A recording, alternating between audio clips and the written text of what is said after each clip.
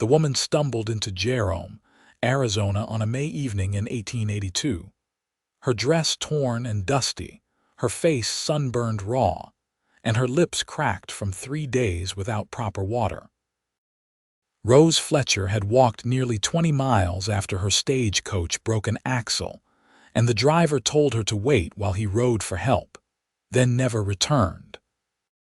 She had given him the last of her money for safe passage from Santa Fe to this copper mining town where her aunt was supposed to live. But now, she had nothing except the small bag clutched in her trembling hands and a body that threatened to collapse with every step. The main street of Jerome clung to the side of Mingus Mountain at a steep angle, and Rose felt her legs shaking as she climbed past saloons and storefronts that were closing for the evening. Men stared at her from porches and doorways, their eyes assessing, and she pulled her shawl tighter despite the lingering heat. She needed shelter, food, water, and she needed it before darkness fell completely. The problem was that she had no money, no acquaintances in this town, and her aunt's address had been written on a piece of paper that had blown away during her desperate walk through the desert. She asked 3 different people if they knew Martha Fletcher, describing her aunt as a widow who might run a boarding house or work as a seamstress, but each person shook their head and moved on. Panic began to claw at Rose's chest as the sky turned from orange to purple and the air grew cooler. She had survived the walk here, survived the fear and the heat and the horrible uncertainty, but she would not survive a night on the streets of a rough mining town with no protection. At the edge of town, she saw a property that looked different from the others. A sturdy wooden house sat behind a white fence, and beyond it stretched a barn and several outbuildings. Horses grazed in a small corral, and she could see a vegetable garden planted in neat rows. It looked like a proper homestead, not just another miner's shack or business establishment. A man was walking from the barn toward the house, carrying a bucket in each hand, his hat pulled low against the setting sun. Rose's pride warred with her desperation, but desperation won. She pushed open the gate and walked up the path, her voice cracking as she called out, "Sir, please, I need help." The man stopped and turned, setting down his buckets. He was tall and broad-shouldered, wearing work clothes that were dusty from a day of labor. As he came closer, she could see his face properly. He had dark brown hair that needed cutting, a strong jaw covered with a few days of stubble, and blue eyes that studied her with careful attention. He looked to be in his late 20s, perhaps 30 at most, with the weathered skin of someone who spent his days outdoors. "Madam, are you hurt?" His voice was deep and calm, without the roughness she had heard from so many men in this territory. "I need somewhere to stay," Rose said, hating how weak she sounded. "Just for tonight. I can sleep in your barn." "I would not ask, but I have been walking for days and I have no money and I cannot find my aunt who lives somewhere in this town." The words tumbled out faster and faster, and she felt tears burning behind her eyes. "I will leave at first light, I promise. I just need a safe place to sleep." "Please, sir. The barn would be enough. I do not need anything else." He looked at her for a long moment, and she saw his expression shift from wariness to concern. His eyes took in her torn dress, her sunburned face, the way she swayed slightly on her feet. "You do not need to sleep in the barn," he said firmly. "The house has room for you." Rose blinked, not quite believing what she had heard. "I could not impose like that. The barn would be fine, truly." "Madam, I am not letting you sleep in a barn when I have a spare bedroom and a kitchen full of food." He picked up his buckets again. "Come inside. You look like you have not eaten or had a proper drink in some time. We can sort out the rest after you are taken care of." She wanted to argue, wanted to maintain some shred of dignity, but her body betrayed her by swaying again. He moved quickly, setting the buckets down once more and taking her elbow to steady her. His hand was warm and calloused, his grip gentle but firm. "I am Marcus," he said. "Marcus Monroe. I own this property and work as a horse breeder. You are safe here, I give you my word." "Rose Fletcher," she managed. "And I am grateful, Mr. Monroe. More grateful than I can say." He guided her toward the house, keeping a respectful hold on her elbow as they climbed the steps to the porch. The house was simple but well built, with real glass in the windows and a solid door that spoke of a man who took care of his property. Inside, the main room held a stone fireplace, a wooden table with 4 chairs, and a small sitting area with a worn but comfortable-looking sofa. Everything was neat and clean, though distinctly lacking a woman's touch. No curtains on the windows, no decorations on the walls, just functional furniture and the tools of daily living. Marcus led her to a chair at the table. "Sit here. I will get you some water first, then food." Rose sank into the chair and watched as he pumped water into a tin cup. He brought it to her, and she drank greedily, the cool liquid like heaven on her parched throat. He refilled it twice more before she finally felt satisfied. Then he moved to the stove and began building up the fire, his movements efficient and practiced. "When did you last eat?" he asked, not looking at her as he worked. "Yesterday morning. A rabbit I managed to snare, though I nearly burned it trying to cook it over a small fire." He glanced at her then, one eyebrow raised. "You snared a rabbit?" "My father taught me when I was young. We lived in the Missouri countryside before." She trailed off, not ready to share her whole story with this stranger, no matter how kind he seemed. Marcus did not push. Instead, he pulled out bread, cheese, and cold meat, setting them on a plate before her. "Eat slowly," he advised. "Your stomach will not thank you if you rush it." Rose forced herself to take small bites, though her body screamed for her to devour everything in sight. The food was simple but fresh, and she had never tasted anything so wonderful. While she ate, Marcus busied himself at the stove, putting a pot of stew on to heat and brewing coffee. The domesticity of it all struck her as unusual. Most men she knew could barely boil water, leaving all kitchen work to their wives or mothers or sisters. "You live alone here, Mr. Monroe?" she asked between bites. "I do now," he said. "My parents built this place 20 years ago when they first came to Arizona. My father bred horses for the Army and for wealthy buyers in California. He taught me everything he knew. My mother kept a garden that was the envy of every woman in Jerome. They both passed 5 years ago, my father from a fall off a spooked stallion, my mother from pneumonia the following winter. My sister married a merchant and moved to Tucson 3 years back. So yes, it is just me now." There was no self-pity in his voice, just a statement of facts, but Rose heard the loneliness underneath. She understood it.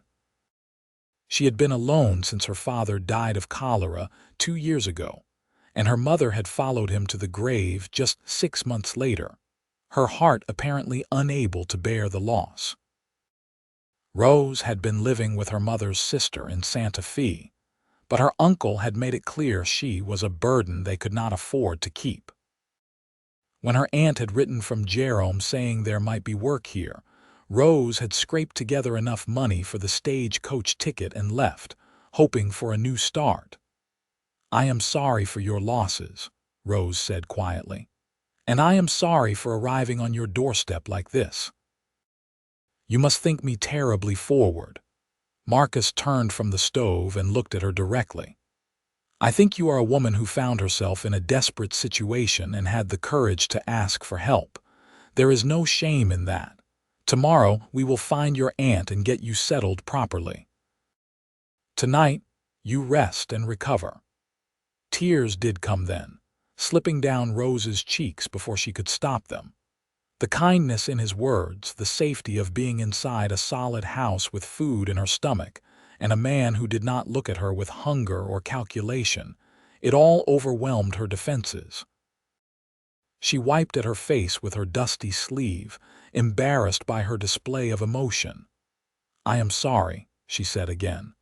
"I have been holding myself together for so long, and now—" "You do not need to hold yourself together here," Marcus said gently.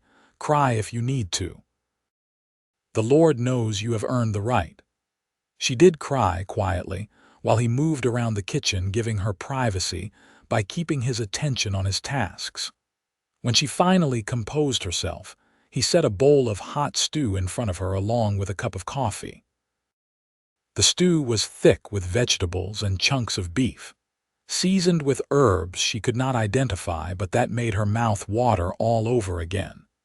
They ate in companionable silence, the only sounds the scrape of spoons against bowls and the crackling of the fire in the stove. Rose felt her strength slowly returning with each bite, though exhaustion pulled at her limbs. When she finished, Marcus collected the dishes and began washing them in a basin, again moving with the easy competence of someone long accustomed to caring for himself. "The spare room is through there," he said, nodding toward a door on the far side of the room. "It was my sister's before she married. The bed has clean linens. There is a wash basin and pitcher if you want to freshen up. I sleep in the room on the other side of the house, and I am a light sleeper, so if you need anything during the night, just call out." Rose stood, her legs still unsteady but much stronger than before. "Mr. Monroe, I do not know how I will ever repay your kindness." "You do not need to repay anything. We look after each other out here, or we do not survive. Now go on and get some rest. You look dead on your feet." The small bedroom was simple but comfortable, with a narrow bed covered in a patchwork quilt, a dresser with a mirror, and a washstand in the corner. The pitcher was full of clean water, and she found a clean cloth folded beside it. Rose washed her face and hands, marveling at how brown the water became, then did her best to brush the dust from her dress. She had one clean shift in her bag, and she changed into it gratefully, hanging her dirty dress over the chair to deal with in the morning.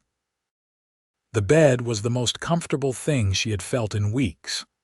The mattress was stuffed with something soft, the pillow was plump, and the quilt was warm without being too heavy. She lay down, intending to think about everything that had happened, to plan for tomorrow. But sleep claimed her within moments, and she did not stir until morning light streamed through the window. When Rose woke, she smelled coffee and bacon. For a confused moment, she could not remember where she was. Then the previous evening came rushing back.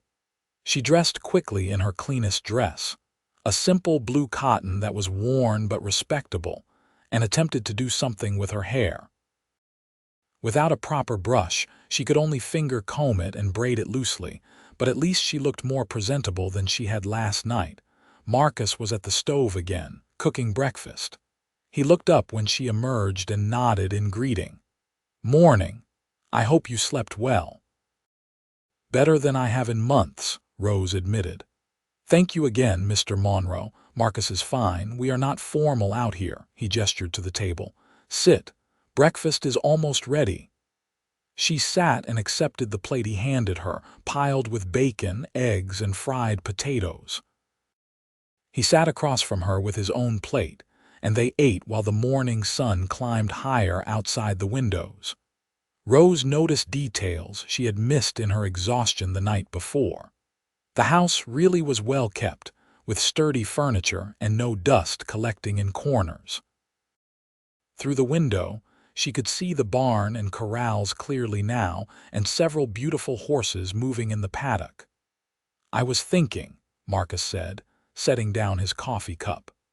"I know most of the families in Jerome, especially those who have been here more than a year or two. I do not recall any Martha Fletcher, but that does not mean she is not here. We should start by asking at the general store. Mrs. Patterson, who runs it, knows everyone in town and all their business besides." "I would appreciate that," Rose said. "I do not want to take more of your time than necessary.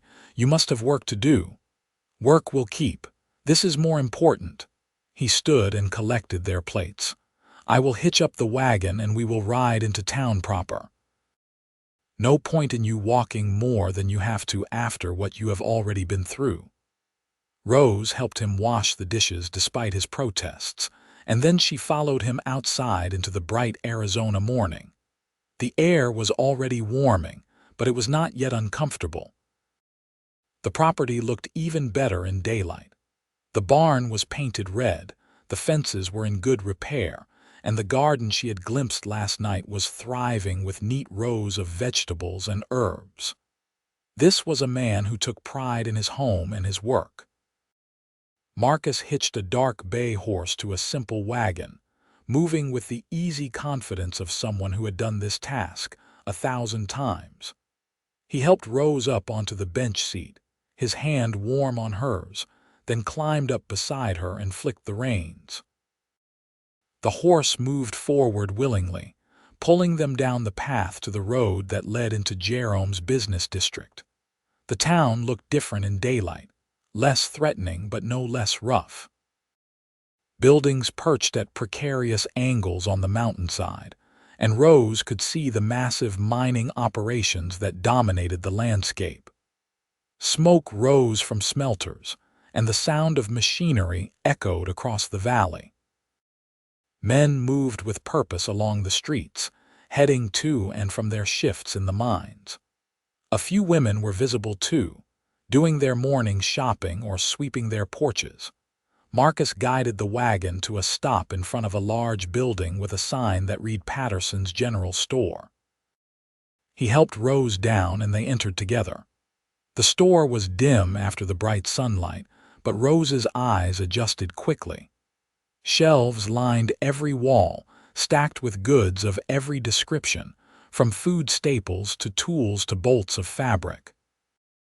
A plump woman with graying hair stood behind the counter, weighing out flour for a customer. When the customer left, the woman looked up at Marcus with a smile that faded to curiosity when she saw Rose. "Marcus Monroe, I have not seen you in town twice in 1 week in years. What brings you back so soon?" "Morning, Mrs. Patterson. I need your help. This is Miss Rose Fletcher. She arrived in Jerome yesterday looking for her aunt, Martha Fletcher. Do you know anyone by that name?" Mrs. Patterson pursed her lips and thought for a moment. Fletcher. "No, I cannot say I do. How long has your aunt been in Jerome, dear?" "I do not know exactly," Rose admitted. "She wrote to me about 6 months ago saying she had moved here. She said she had found work and that I might be able to find work too." 6 months is not long in a town like this. People come and go, but I make it my business to know everyone, especially women, and I do not recall a Martha Fletcher. Mrs. Patterson's expression was sympathetic. Could she have used a married name, perhaps? Rose frowned. She was widowed. Her married name was Fletcher. Her maiden name was Cole. Cole, Mrs. Patterson's face brightened. Now that name I know. There is a Martha Cole who works for the Hartley family up on the ridge. She cooks and keeps house for them. She is a widow too, came here earlier this year. Could that be your aunt? Relief flooded through Rose so powerfully she had to grip the counter for support. Yes, that must be her. She must have gone back to using her maiden name. Can you tell me how to find the Hartley house, Mrs. Patterson gave detailed directions, and Marcus listened carefully, nodding. They thanked her and returned to the wagon. As Marcus guided the horse up the steep road toward the ridge, Rose felt hope blooming in her chest for the first time in days. She would find her aunt. There would be work for her, and she could begin building a new life here. The Hartley house was a large 2-story structure painted white with green shutters, clearly the home of one of Jerome's more prosperous families. Marcus pulled the wagon to a stop in front and helped Rose down. They walked to the front door together, and Rose knocked firmly. her heart pounding. A woman opened the door and Rose recognized her immediately despite the years that had passed since they had last seen each other. Martha Cole, her mother's older sister, looked worn and tired but was still recognizable. Her brown hair was streaked with gray now and lines creased her face, but her eyes were the same warm brown Rose remembered. "Rose!" Martha's hand flew to her mouth. "Good Lord, is that really you?" "Aunt Martha." Rose felt tears starting again. "I came as soon as I got your letter. I have been trying to find you since yesterday." Martha pulled her into a fierce hug, and for a moment Rose felt safe in a way she had not since her parents died.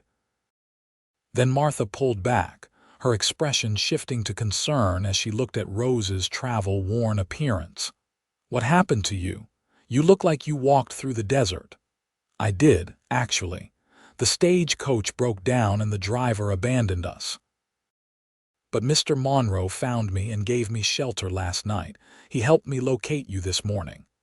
Martha turned her attention to Marcus, who had stepped back to give the women their reunion. "Marcus Monroe, I have heard your name. You breed horses." "Yes, madam. I am glad we could find you.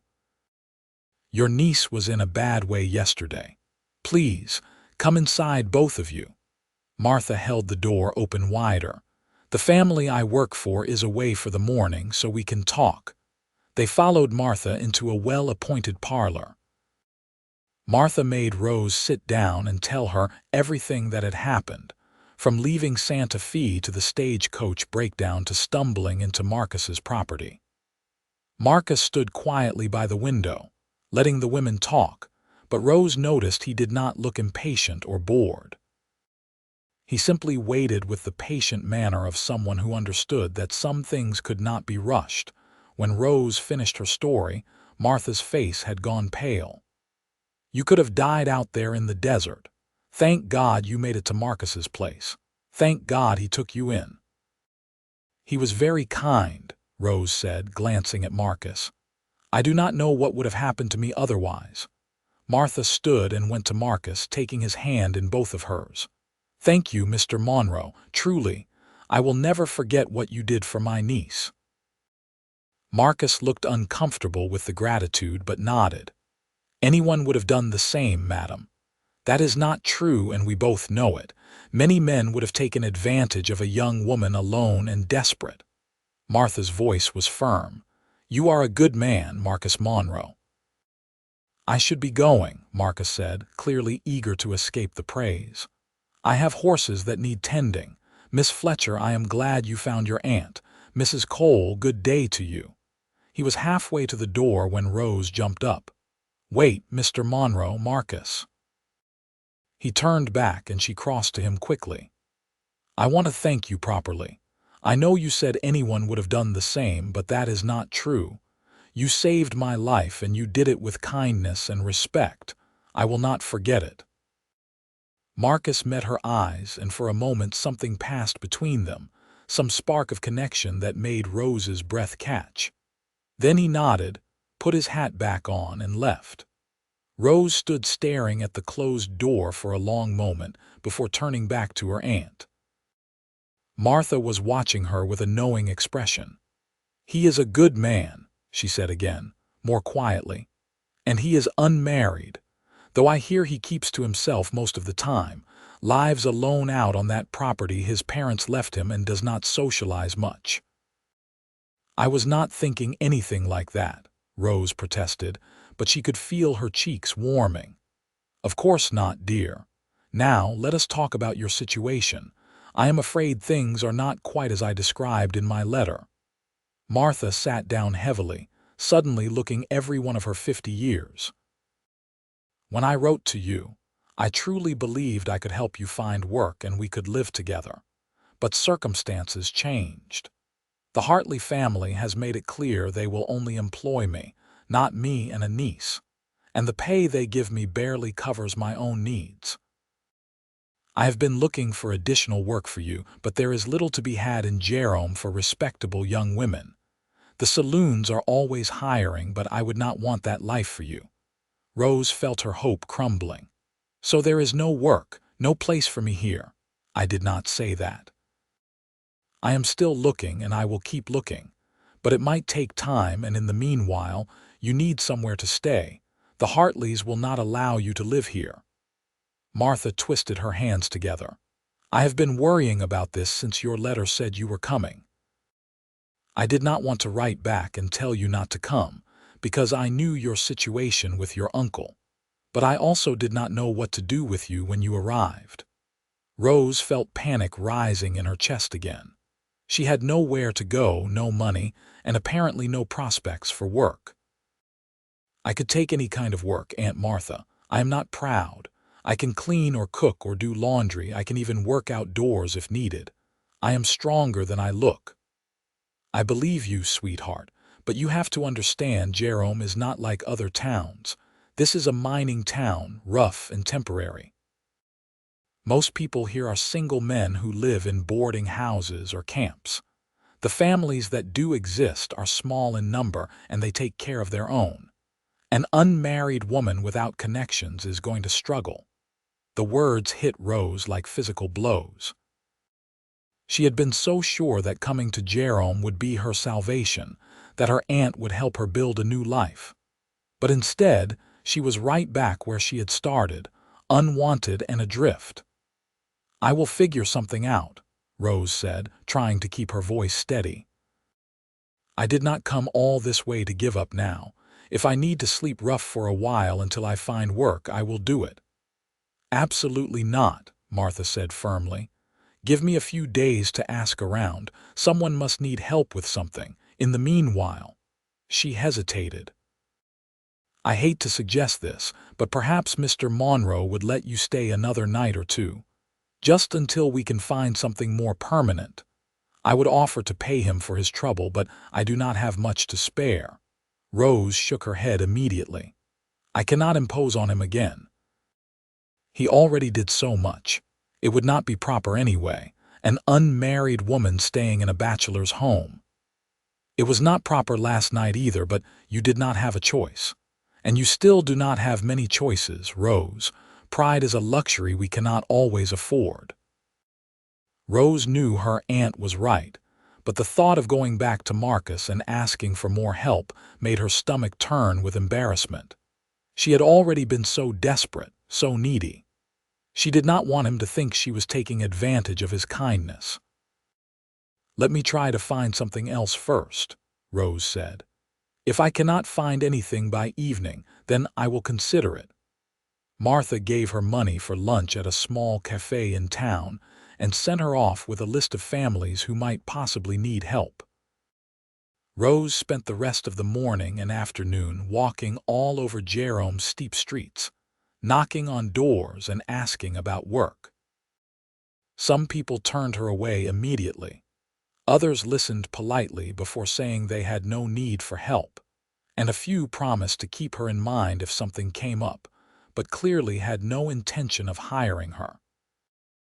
By late afternoon, Rose was exhausted, discouraged, and no closer to employment than she had been that morning. She returned to the Hartley house to find Martha had finished her work for the day and was about to head to the small room she rented in a boarding house nearby. Martha's face fell when she saw Rose's expression.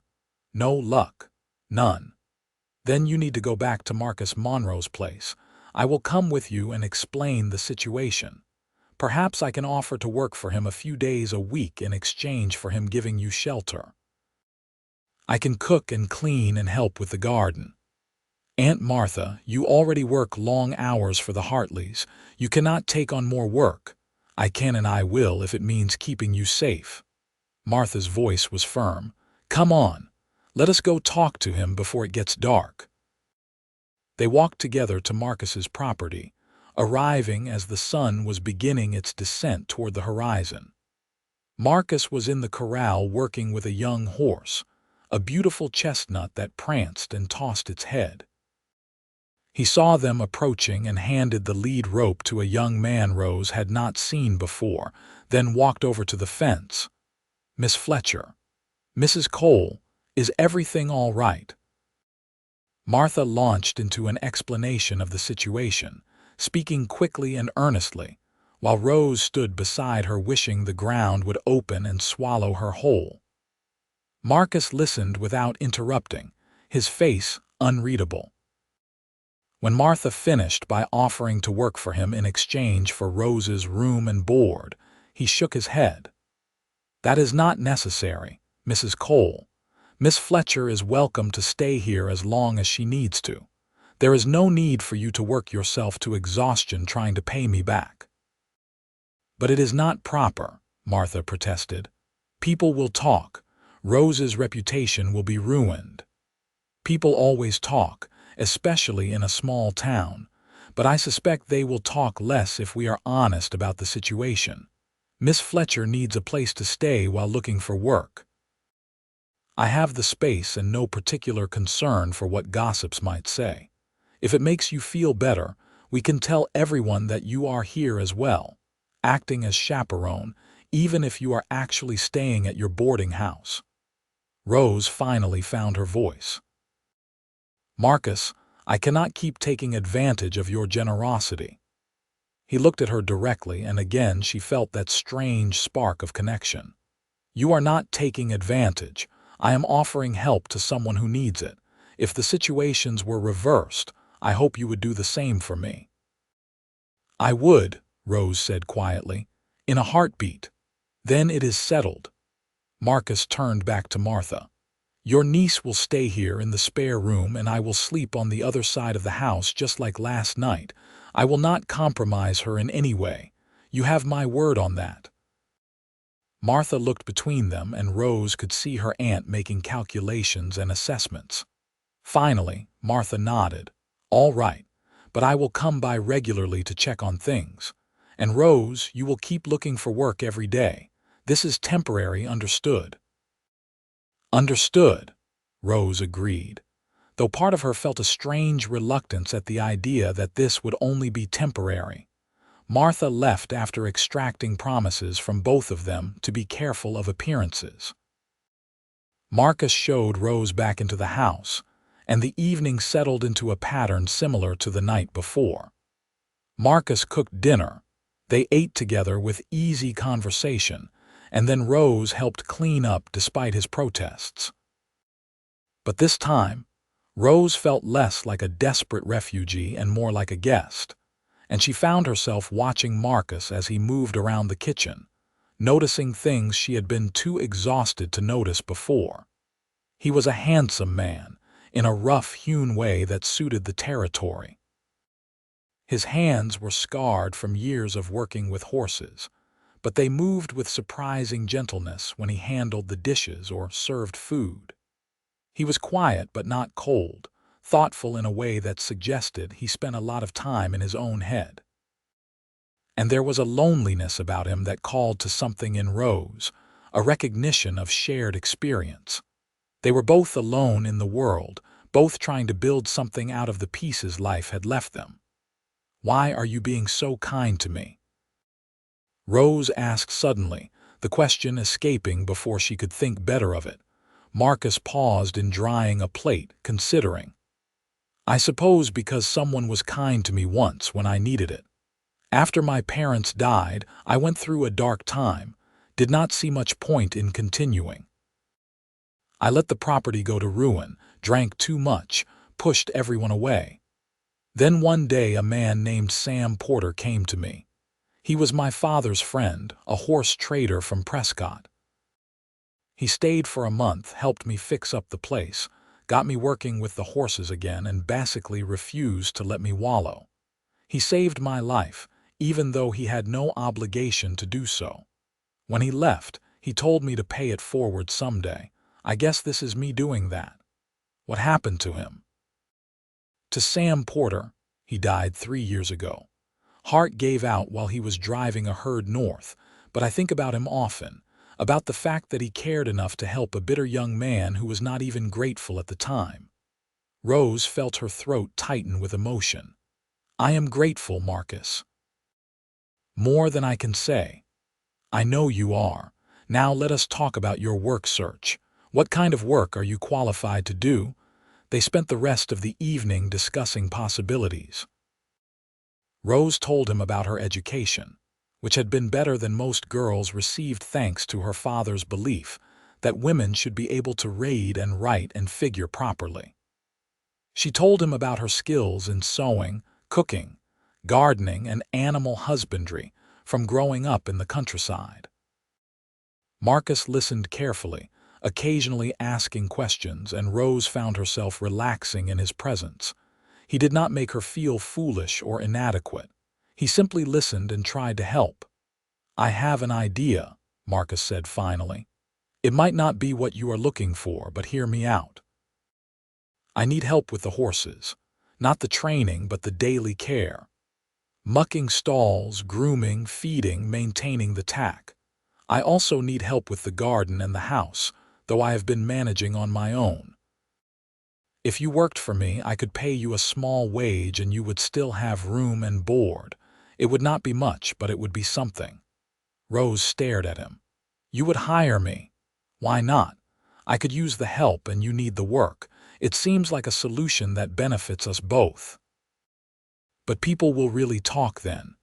They will assume we are living together as husband and wife, just without the marriage." Marcus shrugged. "Let them talk. I stopped caring what people thought of me a long time ago. But if you are worried about your reputation, then perhaps that is a reason to keep looking for something else." Rose thought about it. The truth was, she did not have many other options. She could keep searching for work in town, but based on today's experience, that seemed like a losing proposition. She could write to her uncle and beg to come back, but that felt like admitting defeat, and she knew he did not want her anyway. Or she could accept Marcus's offer and deal with whatever gossip arose.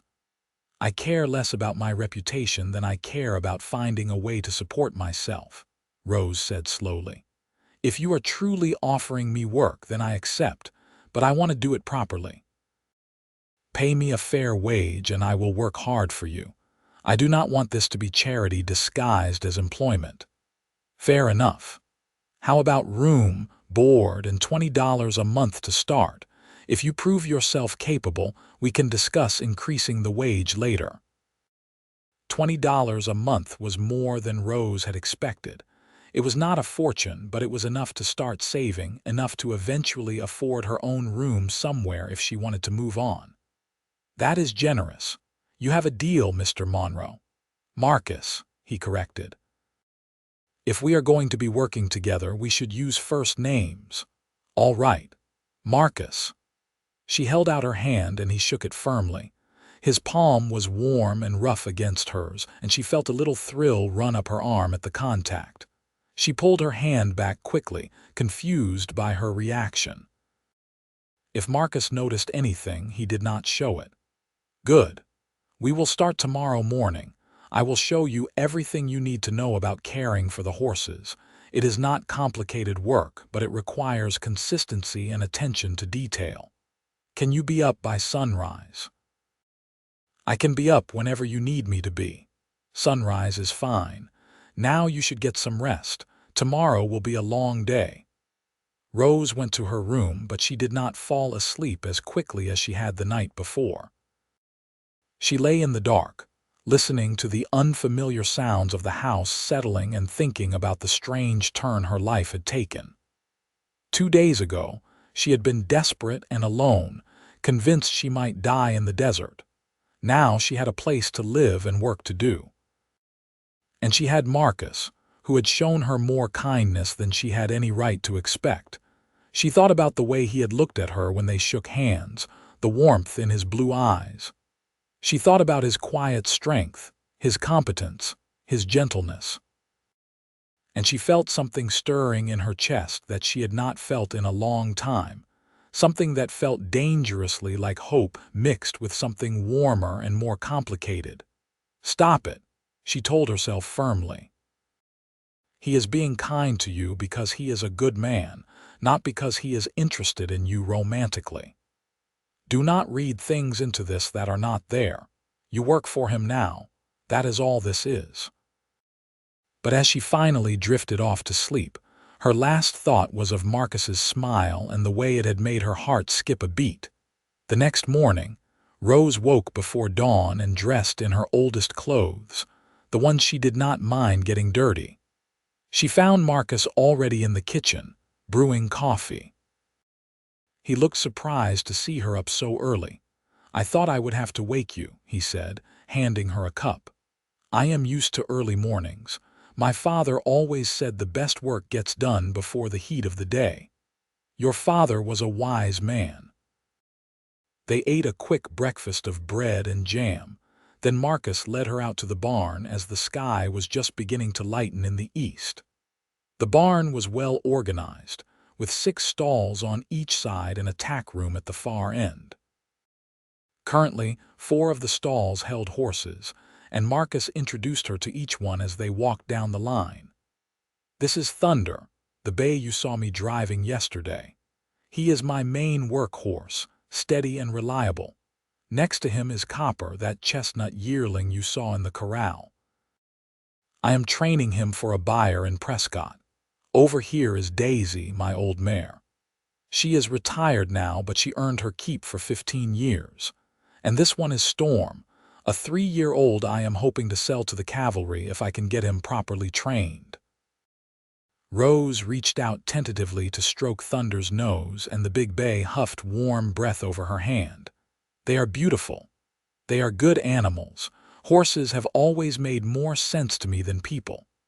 Marcus pulled a pitchfork off the wall. "Now, let me show you how to muck a stall properly." The work was hard and dirty, just as Rose had expected. Marcus was a patient teacher, showing her exactly how he wanted things done and why each step mattered. They worked side by side through the morning, cleaning stalls, laying fresh straw, hauling water, and distributing feed. Rose's back ached and her hands were sore, but she felt a satisfaction in the physical labor that surprised her. When the barn work was done, Marcus took her to the corral and showed her how he wanted the horses groomed. "Talk to them while you work," he advised. "Horses respond to the tone of your voice more than the words. Keep it low and calm. If you are nervous, they will feel it and get nervous too. If you are confident and relaxed, they will relax." Rose picked up a brush and approached Daisy, the old mare, figuring she would be the safest place to start. Daisy stood patiently while Rose ran the brush over her coat, working out dust and loose hair. Marcus was right about the talking.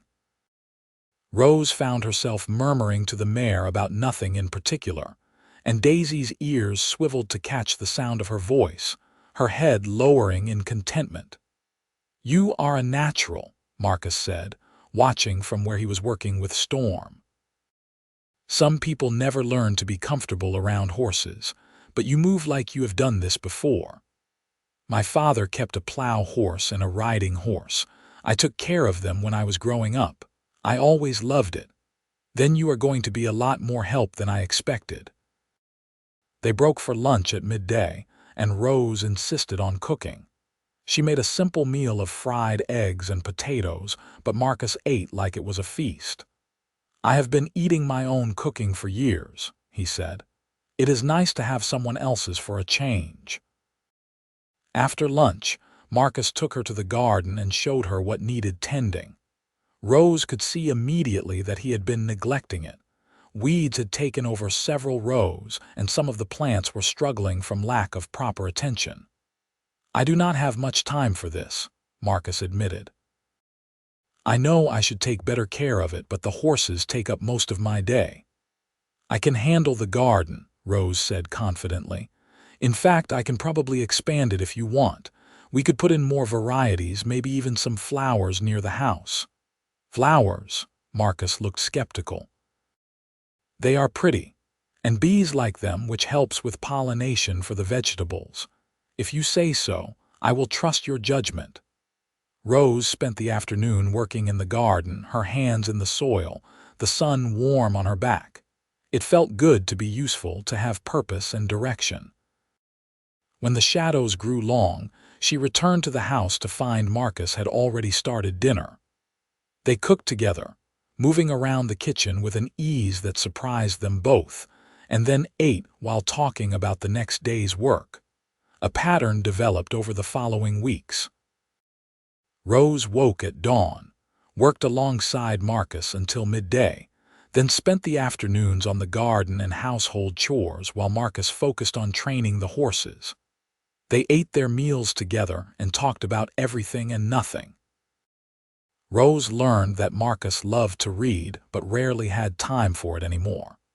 She learned that he had dreams of expanding his breeding operation, but needed more capital to make it happen. She learned that he missed his sister terribly, but they only exchanged letters a few times a year. Marcus learned that Rose had wanted to be a teacher before her parents died, and her circumstances changed. He learned that she had a quick mind and a dry sense of humor that caught him off guard and made him laugh.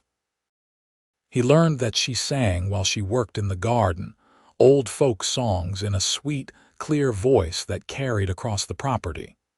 Martha came to visit every week, and each time she looked more surprised to find her niece happy and thriving. "You look well," she said one afternoon, sitting with Rose on the porch while Marcus was in town buying supplies. "Better than I have seen you in years." "I am well," Rose said. "The work is hard but satisfying, and Marcus is a good man to work for. He is more than that, I think." Martha gave her a knowing look. "I see the way you watch him, Rose, and I see the way he watches you." Rose felt her cheeks warm. "We are just employer and employee, and friends, I suppose." "Friends," Martha repeated, clearly not believing it. "Rose, you are a grown woman, so I am not going to tell you what to do, but I will say this. Marcus Monroe is a good man, one of the best I have encountered in this territory. If something were to develop between you two, you could do far worse. Nothing is going to develop. We work well together, and I am grateful for that, but it does not mean anything more." Martha smiled and said nothing, but her expression suggested she knew better. The truth was, Rose's feelings for Marcus were becoming harder and harder to ignore. She found herself thinking about him during the day when they were working in different areas of the property. She noticed little things, like the way his eyes crinkled when he smiled, or how gentle his hands were when he worked with a nervous horse, or the sound of his laugh when she said something that amused him. She caught herself watching him when she thought he was not looking, admiring the strength in his shoulders and the competent way he moved. And sometimes she thought she saw him watching her too.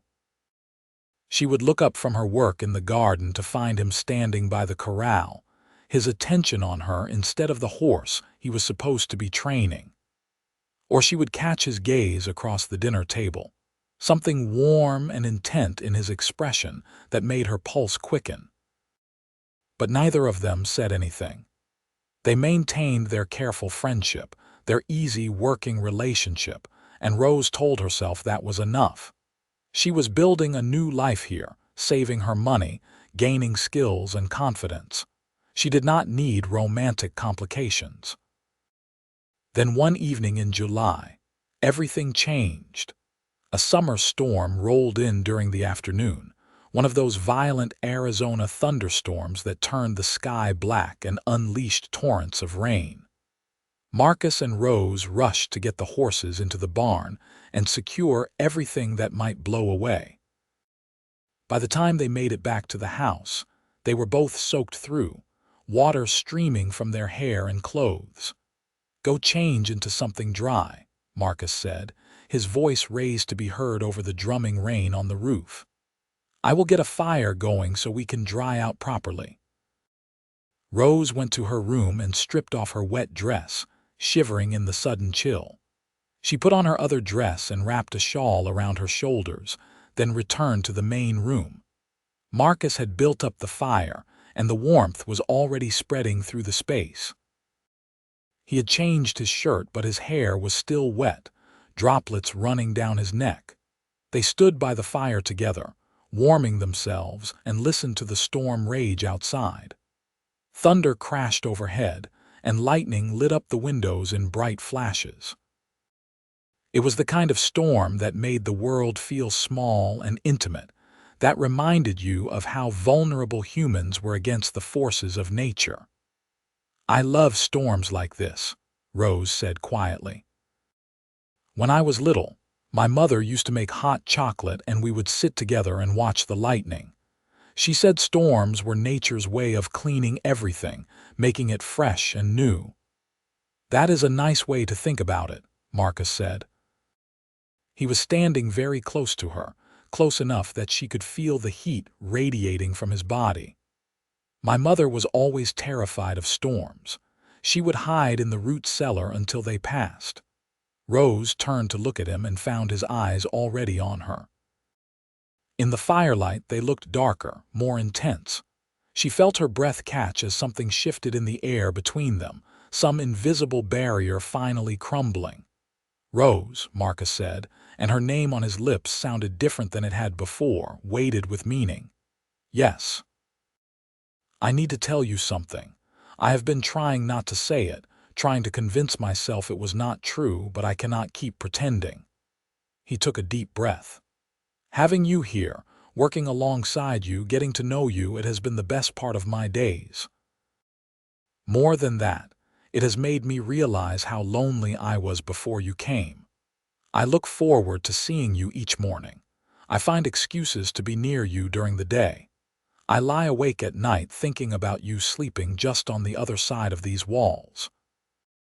And I know I should not feel this way, because you work for me and you came here for shelter, and I do not want to take advantage. But I cannot help it. I have feelings for you, Rose. Strong feelings." Rose's heart was pounding so hard she thought it might burst from her chest.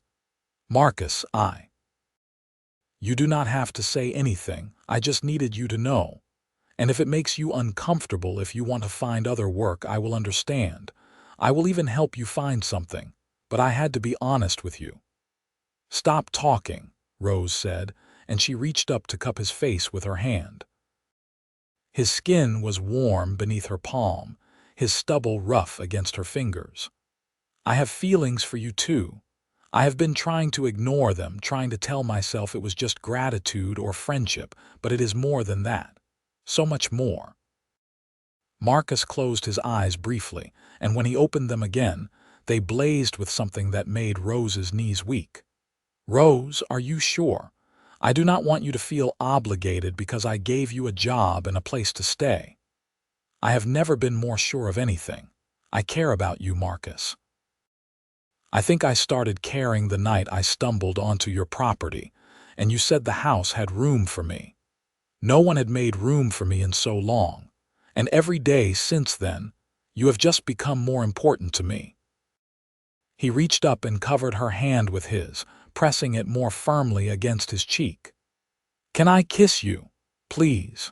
Rose whispered. Marcus lowered his head and pressed his lips to hers, gentle and questioning at first, then deeper when Rose responded with eager enthusiasm. His arms came around her waist, pulling her close, and Rose wrapped her arms around his neck. The kiss was everything she had been dreaming about and more, making her feel cherished and desired and alive in a way she had never experienced before. When they finally pulled apart, both breathing hard, Marcus rested his forehead against hers. "I have wanted to do that for weeks. So have I." They stood there in each other's arms while the storm raged outside, and Rose felt something settle into place inside her chest. This was where she was meant to be. Not just in Jerome, not just working with horses and tending a garden, but here with Marcus. This was home. Over the following weeks, their relationship deepened and blossomed. They continued to work together during the day. But now, there were stolen kisses in the barn and held hands across the dinner table, and evenings spent sitting close together on the porch, watching the sun set over the mountains. Marcus courted her properly, taking her into town for dinners at the small restaurant, buying her small gifts like hair ribbons and books, treating her with a respect and tenderness that made Rose fall more in love with him every day. Martha noticed, of course. "I told you something was developing," she said, unable to hide her smile. "When is he going to propose?" "We have only been courting for a month, Aunt Martha. It is far too soon for that." But Rose hoped it would not be too long. She loved Marcus with an intensity that sometimes frightened her with its strength. She loved his quiet competence, his gentle hands, his thoughtful silences and rare smiles. She loved the way he listened to her opinions and took her seriously. She loved waking up each morning knowing she would spend the day near him. Marcus felt the same. Rose had awakened something in him that he thought had died with his parents, a hope for the future and a desire to build something lasting.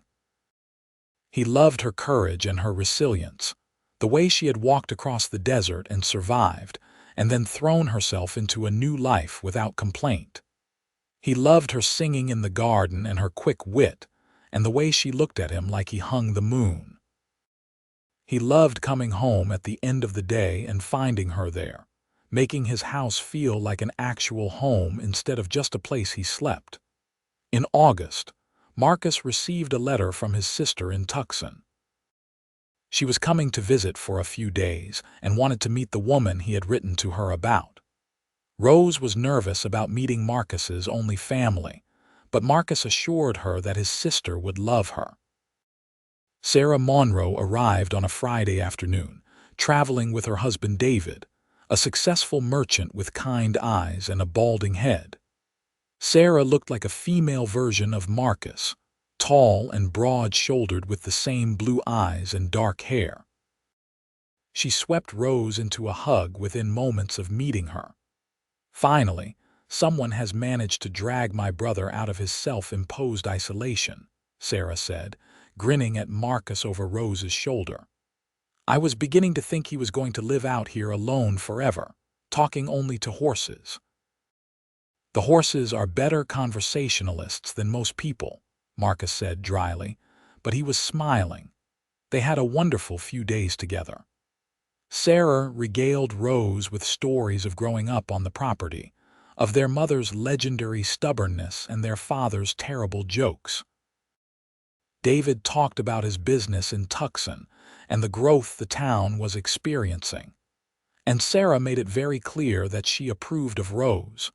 "You are good for him," she told Rose one afternoon when the men were out looking at horses. "I have not seen Marcus this happy in years, maybe ever." "You have brought him back to life. He did the same for me," Rose said quietly. "I was lost when I came here. He gave me a place to be and a reason to hope again." "That sounds like love to me." "It is," Rose agreed, no longer shy about admitting it. "I love him very much." The night before Sarah and David were set to leave, Marcus asked Rose to take a walk with him. They strolled through the property as the sun set, hand in hand, talking quietly about nothing important. Then Marcus led her to a spot overlooking the valley, where the lights of Jerome twinkled below and the sky was turning purple and orange. "Rose Fletcher," Marcus said, turning to face her and taking both her hands in his. "3 months ago, you walked into my life when you were desperate and I was lonely. Since then, you have become the most important person in my world. I wake up happy because I know I will see you.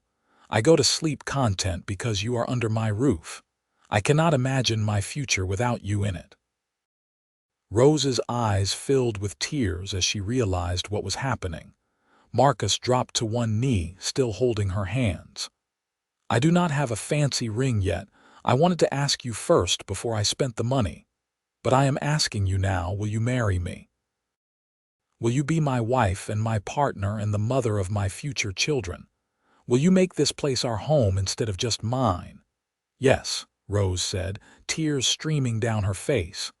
"Yes, Marcus, I will marry you. I love you so much." He stood and swept her into his arms, kissing her deeply while the sunset painted the sky in brilliant colors around them. When they returned to the house, hand in hand and radiating joy, Sarah took one look at them and started crying happy tears. They were married in October, when the heat had finally broken and the air turned crisp and cool.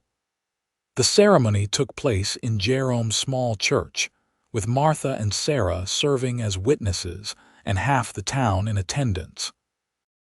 Rose wore a simple blue dress that Sarah had helped her make, with white wildflowers in her hair that Marcus had picked that morning. Marcus wore his best suit, which he had not worn since his father's funeral, and looked nervous and happy in equal measure. When the preacher pronounced them husband and wife, Marcus kissed Rose with such tenderness that several women in the congregation dabbed at their eyes. And when they walked out of the church together as Mr. and Mrs. Monroe, Rose felt like her heart might burst with happiness. The wedding celebration lasted into the evening with food and music and dancing in the street. Martha pulled Rose aside at one point, her eyes suspiciously damp. "Your mother would be so proud of you. You have built a good life here, Rose. You found a good man and a home and purpose. That is all she ever wanted for you. I wish she could be here to see it. I think she is, in her own way.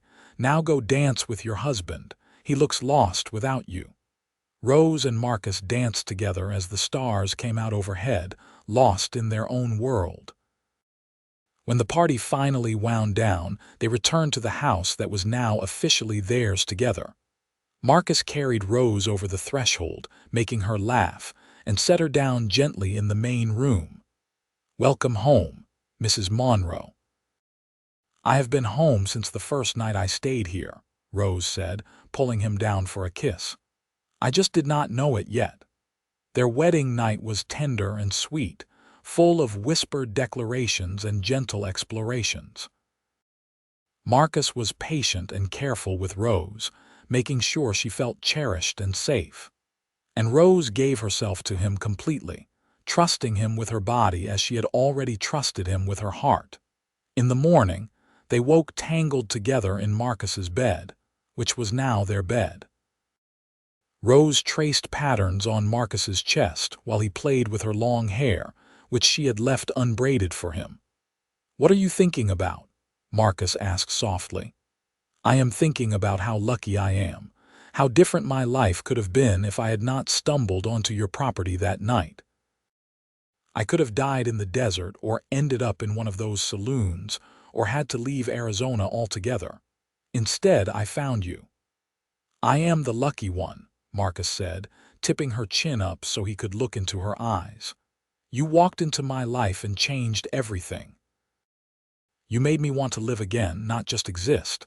I love you, Rose Monroe." "I love you too, Marcus. Always." They spent their first days as a married couple settling into their new dynamic. In many ways, nothing changed. They still woke at dawn and worked together with the horses and the garden. They still ate meals together and talked about their days. But there was a new intimacy to everything now, a sense of belonging and permanence that had not been there before. Rose was not just living in Marcus's house anymore. She was building a life with him, planning a future together. In December, Rose discovered she was pregnant. She had suspected for a few weeks but waited to be sure before telling Marcus. When she finally told him over dinner one evening, his face went through a series of expressions so quickly that Rose almost laughed. Shock, joy, fear, and wonder all flashed across his features before settling into a huge smile. "A baby. We are going to have a baby." "Yes, Marcus. Probably in the summer if I am calculating correctly." He came around the table and pulled her into his arms, holding her like she was made of glass. "This is the best news, the very best. Are you happy about it?" "I am thrilled. A little scared, but thrilled." "We are going to be parents," Marcus said, wonder in his voice. "You are going to be a mother. I am going to be a father. We are going to have a little person who is half you and half me." "Are you ready for that?" "No," Marcus said honestly, "but I do not think anyone is ever truly ready. We will figure it out together, just like we have figured out everything else." The pregnancy was not easy. Rose suffered from terrible nausea in the first few months, and Marcus fretted over her constantly, trying to find food she could keep down and insisting she rest more. As her belly grew, she had to stop doing the heavier work with the horses, which frustrated her until Marcus pointed out that she was already doing the most important work possible by growing their child. Martha visited more frequently, bringing advice and baby clothes she had been sewing. Sarah wrote long letters full of suggestions and encouragement. And Marcus hovered over Rose like a mother hen, which drove her crazy even though she secretly loved how much he cared. In July 1883, on a hot afternoon when the thermometer read over 100 degrees, Rose went into labor. Marcus sent the young man who now worked for them to fetch the midwife, a capable woman named Mrs. Chen, who had delivered half the babies in Jerome. Then he stayed by Rose's side, holding her hand and letting her squeeze tight enough to bruise during the contractions. "You are doing so well," he kept saying.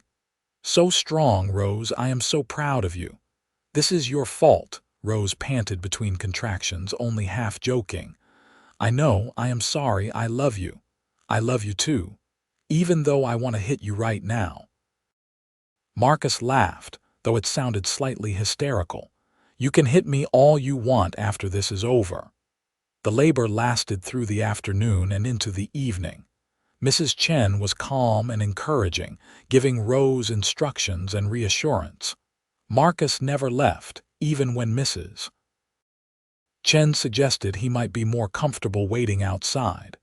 He stayed right there, anchoring Rose, reminding her to breathe, telling her how much he loved her. Finally, as the sun was setting, their baby entered the world with a lusty cry that seemed far too loud for such a tiny person.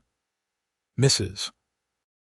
Chen cleaned the baby quickly and wrapped it in a soft blanket before placing it in Rose's arms. "You have a son," she announced with a smile. Rose looked down at the small, red-faced infant and felt her heart expand to a size she had not known was possible. "Marcus, look at him. He is perfect." Marcus leaned over her shoulder, staring at their son with an expression of absolute wonder. "He is so small. How can he be so small? All babies are small at first. That is kind of the point." Rose shifted the baby so Marcus could see him better. "Do you want to hold your son?" Marcus looked terrified. "What if I drop him?" "You will not drop him. You work with skittish horses all day. I think you can handle a baby." Mrs. Chen helped Marcus take the baby carefully, showing him how to support the head. Marcus cradled his son against his chest, and Rose watched tears stream down her husband's face. "Hello, little one," Marcus whispered. "I am your father, and this is your mother. We have been waiting to meet you for months now. Welcome to the world." They named him Matthew after Marcus's father. Baby Matthew was a good baby, though he kept them up most nights in those first weeks with his need to eat every few hours. Rose was exhausted but happier than she had ever been. Watching Marcus with their son, seeing how gentle and patient he was, made her fall in love with him all over again. Marcus was completely besotted with his son. He could stare at Matthew for hours, marveling at his tiny fingers and toes, his miniature features, the way he grasped Marcus's finger with surprising strength. He changed diapers without complaint, walked the floor with Matthew when he was fussy, and sang to him in a surprisingly decent voice. "I never knew I could love something this much," Marcus admitted one night as they sat together on the porch, Matthew sleeping in Rose's arms.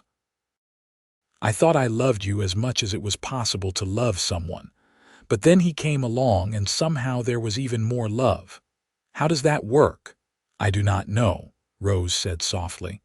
"But I feel the same way. Our hearts must be bigger than we thought." As Matthew grew from an infant into a toddler, the Monroe homestead thrived.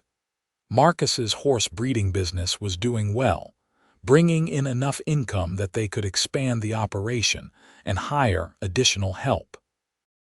Rose's garden produced abundantly, and she had started preserving fruits and vegetables to see them through the winters. They added a room onto the house for Matthew, and Marcus built Rose a chicken coop so she could raise hens for eggs and meat. The town of Jerome was growing too, the copper mines drawing more and more people to the mountainside. The rough edges were smoothing slightly as families settled and churches were built and a proper school opened. Rose taught Matthew his letters and numbers, but she looked forward to the day he could attend school with other children. When Matthew was 2 years old, Rose discovered she was pregnant again. This time the pregnancy was easier, her body knowing what to do. Their second child, a daughter they named Margaret after Rose's mother, arrived in the spring of 1886 with far less drama than Matthew's birth. She had Rose's red-brown hair and Marcus's blue eyes, and both her parents and her older brother adored her immediately. Life settled into a comfortable rhythm. The children grew, the horses bred and trained and sold, the garden flourished, and Rose and Marcus's love deepened with each passing year. They had their challenges, of course. A bad drought one year that made water scarce. A winter illness that swept through Jerome and left both children feverish and coughing for weeks. A horse that kicked Marcus and broke his ribs, leaving him laid up for a month while Rose managed everything. But they faced each challenge together, supporting each other, and came through stronger on the other side. Their property became known throughout the territory for producing quality horses.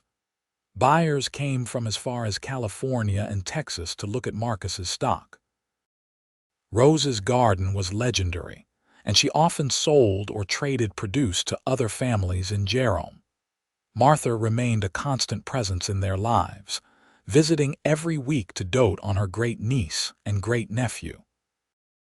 She finally retired from working for the Hartley family, and Rose insisted she move into a small house that Marcus had built on their property, close enough to be part of the family, but far enough to maintain her independence. Sarah and David visited from Tucson every year, and the two families grew close. When Sarah had children of her own, Matthew and Margaret gained cousins to write letters to and visit during summer trips to Tucson. One evening in 1890, Rose and Marcus sat on their porch watching the sunset while the children played in the yard. Matthew was 8 now, tall and sturdy like his father, with a natural way with the horses that suggested he would follow in Marcus's footsteps. Margaret was 4, sweet and curious, always asking questions and getting into everything. "Do you ever think about that night you showed up here?" Marcus asked, his arm around Rose's shoulders. "All the time," Rose said. "I think about how scared I was, how desperate. I think about begging you to let me sleep in the barn. And I told you the house had room for you. You did. You made room for me before you even knew me, before you had any reason to care. You gave me shelter and food and work, and then you gave me so much more.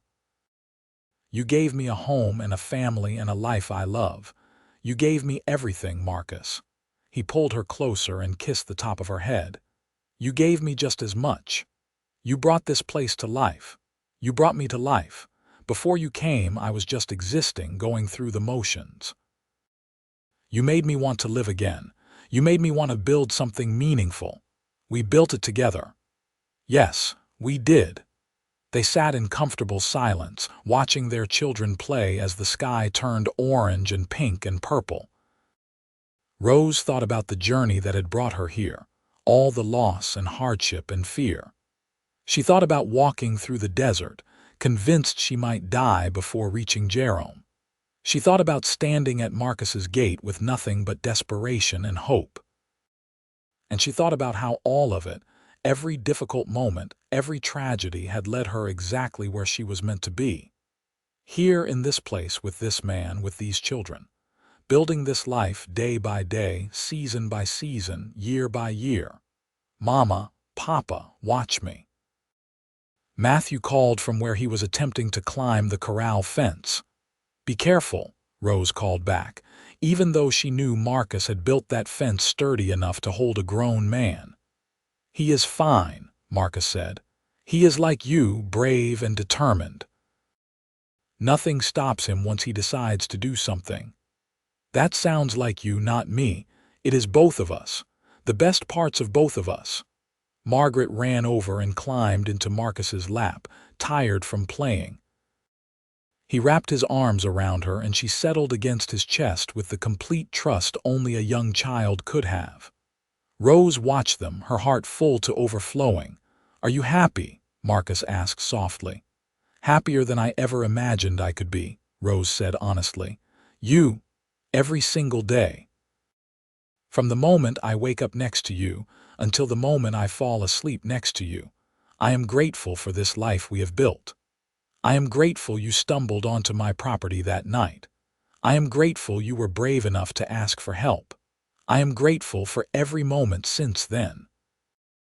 Even the hard moments, especially the hard moments. Those are the ones that prove what we have is real and strong and worth fighting for." The sun sank below the horizon, painting the sky in brilliant shades of red and gold. Matthew came running over, declaring he was hungry, and Margaret stirred sleepily in Marcus's arms. The family stood and went inside together, into the warm glow of the house that had made room for Rose all those years ago and had become a home filled with love and laughter and life. Over the years that followed, the Monroe family continued to grow and thrive. Matthew did indeed follow his father into horse breeding, showing a natural talent for working with the animals that exceeded even Marcus's abilities. Margaret surprised everyone by developing a passion for learning and reading, and when she was older, she became a teacher at the Jerome school, fulfilling the dream Rose had once had for herself. Rose and Marcus had 2 more children, another son named Michael and a daughter named Rebecca, born in 1892 and 1894 respectively.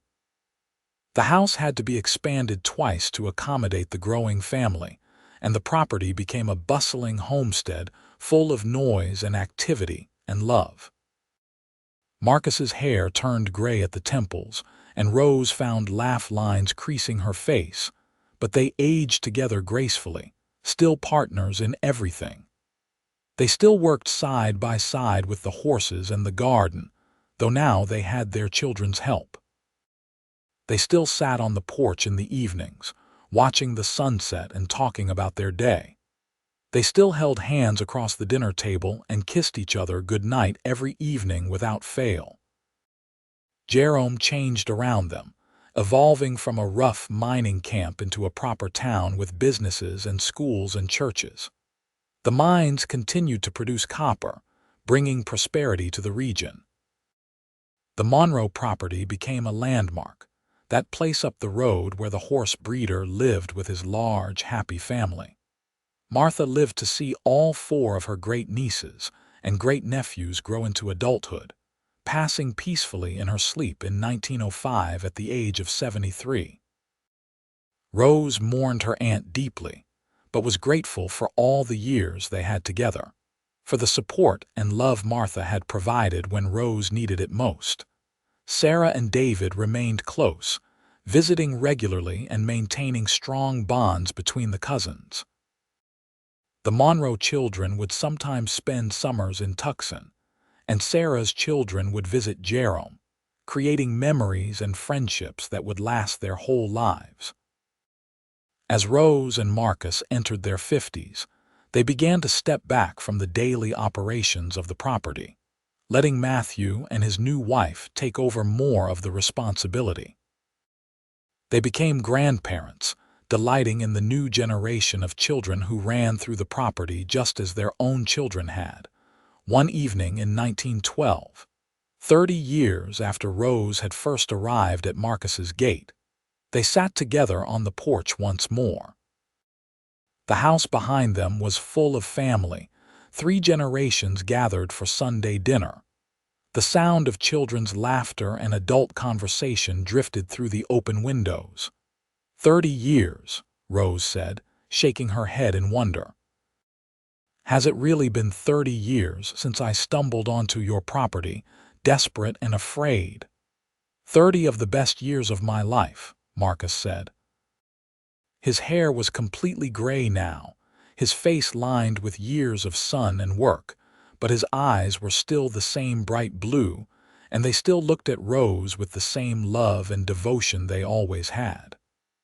I had nothing when I came here. No money, no prospects, no hope. Just desperation and a prayer that someone would help me.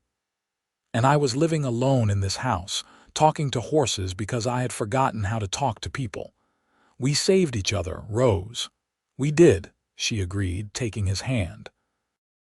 His fingers were gnarled now with arthritis, but they still fit perfectly with hers.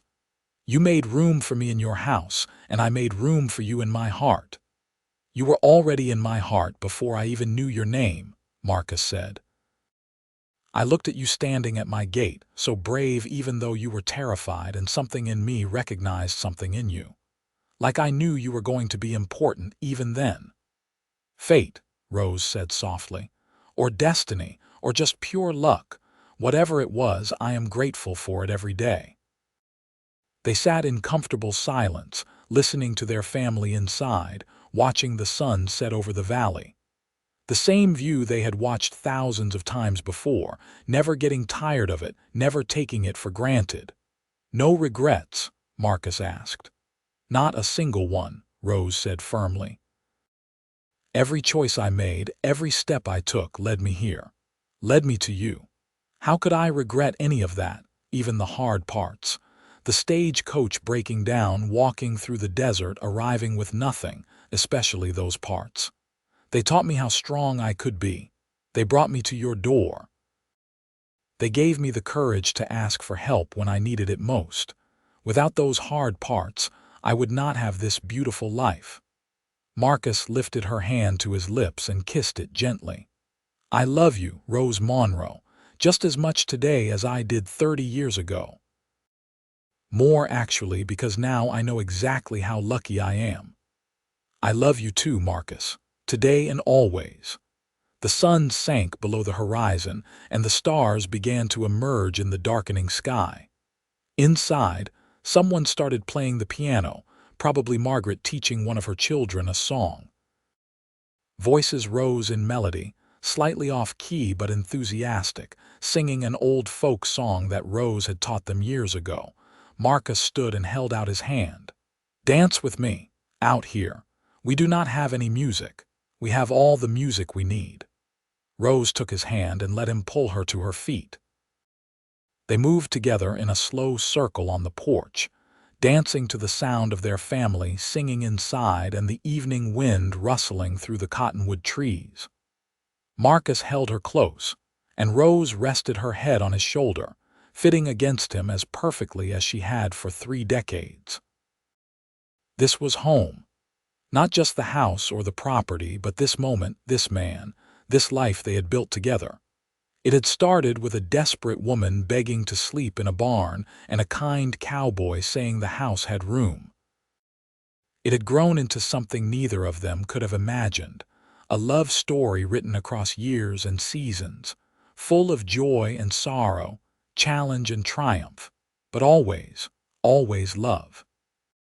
As they swayed together under the emerging stars, Rose thought about the young woman she had been, walking through the desert with nothing but determination and hope. She wished she could tell that young woman that everything was going to be all right, that she would find her place and her person and her purpose, that she would be happy beyond measure. But maybe that young woman had known, deep down. Maybe that was why she had kept walking even when it seemed impossible. Maybe that was why she had been brave enough to knock on a stranger's door and ask for help. Maybe some part of her had known that her life was waiting for her, just beyond the next hill, behind a white fence, with a kind man who would say the house had room for her. And oh, what a life it had been! What a beautiful, full, rich, joyous life, full of love and family and work that mattered. full of sunsets on the porch and mornings in the garden and laughter around the dinner table. Full of a partnership with a man who saw her as an equal, who respected her strength and loved her completely. Full of children who grew into good people and grandchildren who carried the family forward into the future. "What are you thinking about?" Marcus asked, his voice rumbling in his chest beneath her ear. "I am thinking about how grateful I am. For you, for our family, for this life. I am thinking about how that terrible day when the stagecoach broke down turned out to be the best day of my life because it led me to you. I am grateful, too, for all of it, every single moment." They continued to dance as the sky grew darker and the stars multiplied overhead. Inside, the music and laughter continued, their family creating memories just as Rose and Marcus had created memories in this place for 30 years. This was the life Rose had built from nothing, from desperation and hope, and one man's simple kindness. This was the harvest of seeds planted on a May evening in 1882, when a cowboy looked at a desperate woman and said the house had room for her, not knowing he was making room in his life for love and partnership, and a future beyond his lonely existence. The house had made room for Rose. And Rose had made a home for them all. Years continued to pass, measured in seasons and harvests, in children growing and grandchildren being born, in quiet mornings and busy days and evenings on the porch. Marcus and Rose grew old together, their bodies slowing but their love remaining strong. They celebrated 50 years of marriage in 1932, surrounded by their children, grandchildren, and even a few great-grandchildren, the Monroe clan having spread across Arizona and beyond. Through all the years, they never forgot that first meeting, that moment when everything changed. They told the story to their children and grandchildren about the woman who walked through the desert and the cowboy who opened his door. It became family legend, the foundation story of the Monroe family, a reminder that kindness and courage could change everything. Marcus passed first, in the winter of 1935, dying peacefully in his sleep with Rose beside him. He was 82 years old and had lived a full, rich life. Rose mourned him deeply, but found comfort in their children and in the knowledge that they had made the most of their years together. She had loved him completely, and she had been loved completely in return. Not everyone could say that. Rose lived another 5 years, spending her final years surrounded by family, telling stories, and tending a small garden even when her children said she should rest. She passed in the spring of 1940 at the age of 78, with her children gathered around her bed. Her last words were about Marcus, about how she was ready to see him again, how she had been waiting long enough. They buried her next to Marcus on the property they had built together, under a cottonwood tree that had grown from a sapling to a towering giant over the decades.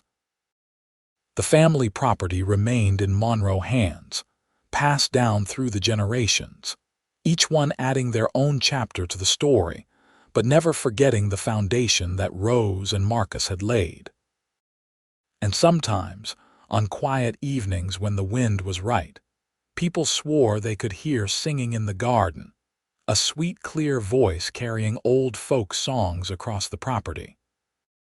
Or they would see two figures on the porch, dancing close together under the stars, as if love could transcend even death and time itself.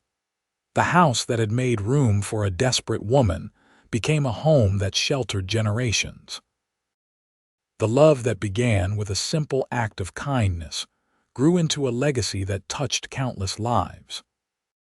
And the story of Rose and Marcus Monroe, the woman who begged to stay in the barn and the cowboy who said the house had room for her, lived on as a testament to the power of compassion, courage, and love. It was a love story written across the wild landscape of Arizona territory, against the backdrop of the American West in all its harsh beauty and possibility. It was a love story that began with nothing and built everything. It was a love story that proved home was not a place but a person, and that sometimes the bravest thing you could do was ask for help, and the kindest thing you could do was offer it. And they lived happily, fully and completely, from that May evening in 1882 until their last breaths decades later, proving that the best love stories are the ones built on friendship, respect, partnership, and the simple choice to make room in your life for someone else. The end came gently for their story, but the legacy continued in the strong foundation they had built, in the family that carried their names and their values forward, in the property that stood as testament to what two people could create when they chose love over loneliness, hope over despair, and partnership over solitude. Rose Fletcher Monroe and Marcus Matthew Monroe lived a love story worth remembering, worth telling, worth honoring. And every person who heard their story came away with the same message. Be brave enough to ask for help when you need it. Be kind enough to offer help when you can. Make room in your house and your heart for others. And when you find the person who sees you truly and loves you completely, hold on tight and build something beautiful together. That was the gift Rose and Marcus gave to each other and to everyone who came after them. That was the house with room, not just physical space between four walls, but emotional space in the heart, spiritual space in the soul, a willingness to say you belong here to someone who needed to hear it. And in the end, that made all the difference.